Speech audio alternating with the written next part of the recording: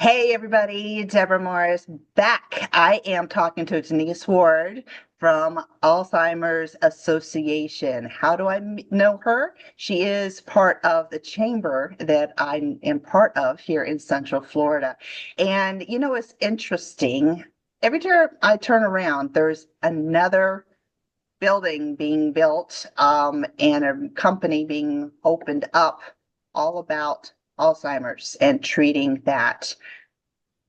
So I figured I'd bring Denise on. Give us some tips and why we see them popping up everywhere, and what can we do whenever we have a family member or friend that shows some signs or has already been diagnosed, so we can best help them when they come to us. Sure. I think, yeah, we are seeing a lot more about Alzheimer's out there, whether it's information. We finally have some studies. We've progressed with research where we understand where Alzheimer's comes from. And so, because of that, there's new research coming out, there's new treatments coming out, new medications. And it's really just been in the past couple of years that it's really exploded for Alzheimer's. The other piece of it is I think that there's more openness to discuss that someone has Alzheimer's disease. For a long time, I think there was a stigma to it, and a lot of people didn't talk about it because here you're talking about someone with a diminished capacity in terms of thinking and reasoning, and nobody wants that out there. Someone who's been out in the world and maybe been a very successful business person, things can change, and they don't want people to know that maybe they aren't where they used to be. So I think that's another thing that's out there is that people realize it is nothing to be ashamed of, and there are resources out there. You just have to ask. One of we keep talking about warning signs, and with what I do, everyone always comes up to me and they're like, I think I have it because they forget a word or they lose their keys. Um, Here's kind of the key with that, not to go back to the word key, but let's say you do lose your keys. What do? You stop and you think, okay, where have I been today? I was in the den. I did go somewhere today, so I was in my car. I was in the kitchen and I wore my blue jacket. So then you go through all those different spaces looking for your keys.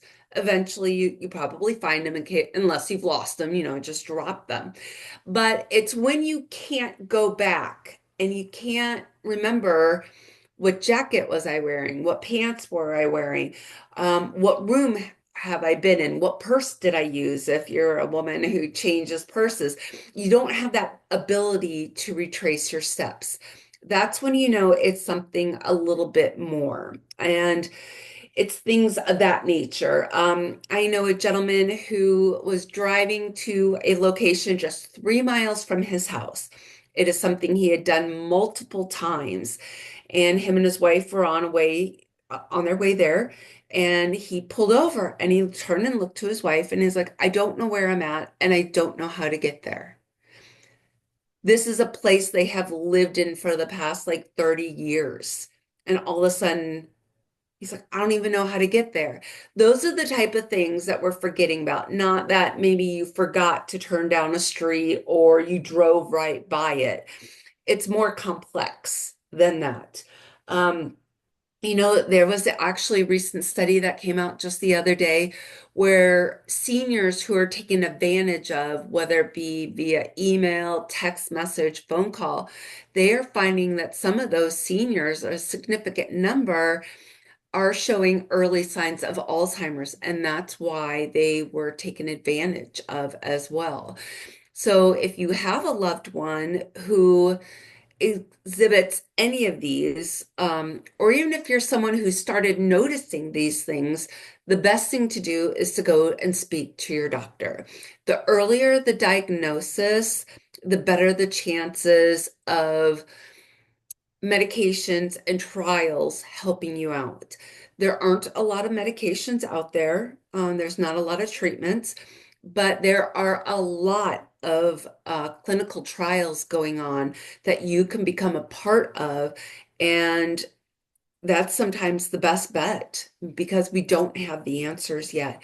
But with the medications, you only get a couple extra months. And I know the question is, well, what good is that?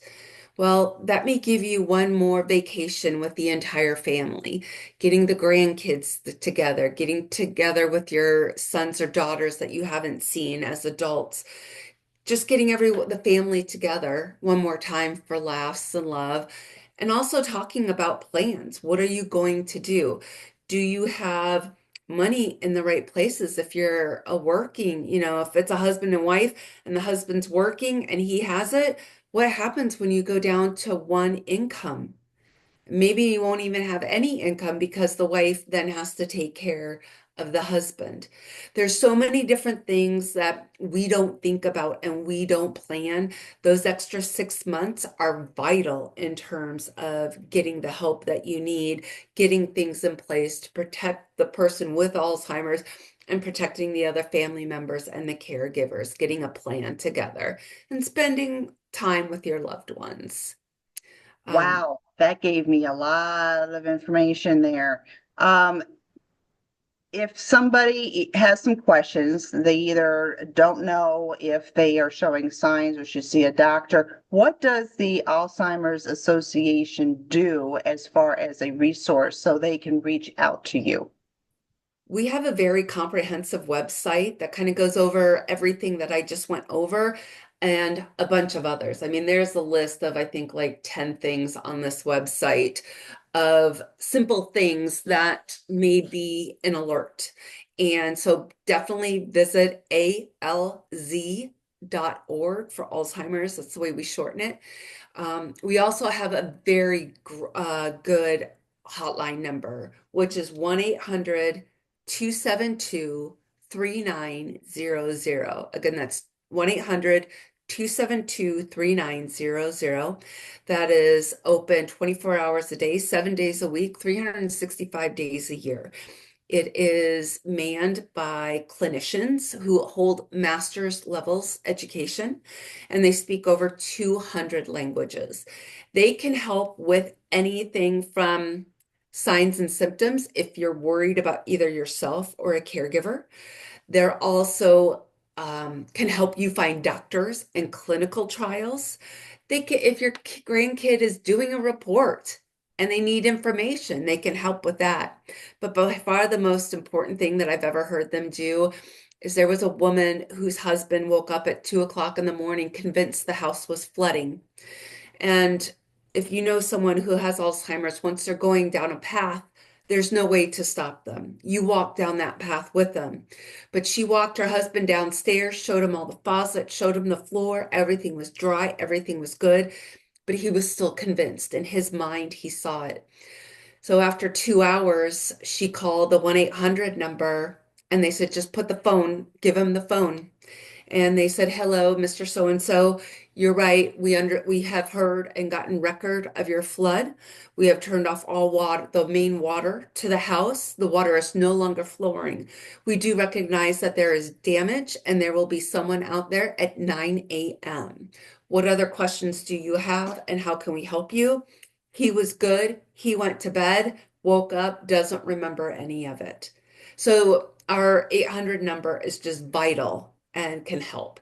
On a local level, again, my name is Denise Ward. My number is 407-963-4629. My email is dlward, WARD, at alz.org. And I'm happy to answer questions. I'm happy to, if you need education or you want to become involved, whether it's through donations or fundraising or advocacy or education, I can help connect you with all those. Well, you know what keeps going through my mind? First of all, thank you. Mhm. Second is you're not alone. You know, we hear about more and more people dealing with a family member, a loved one with Alzheimer's, and they share with us as far as, how scary it is. And, we're all getting older. And so knowing that we're not alone and they can call a hotline is absolutely wonderful. So thank you again I did have a couple of other questions, why did you get into this in the first place? I'm sure you have a passion that got you attracted to this in the first place, but we're just going to have to do a part two at some time in the future to learn a little bit more about you, if you don't mind. But thank you again. And if you have any questions, please reach out to Denise. And of course, Chuck and I are always here for you as well. Have a great day. Oh, and subscribe if you want to hear about the next chamber person I'm interviewing so we can all help each other in the community. Have a great day.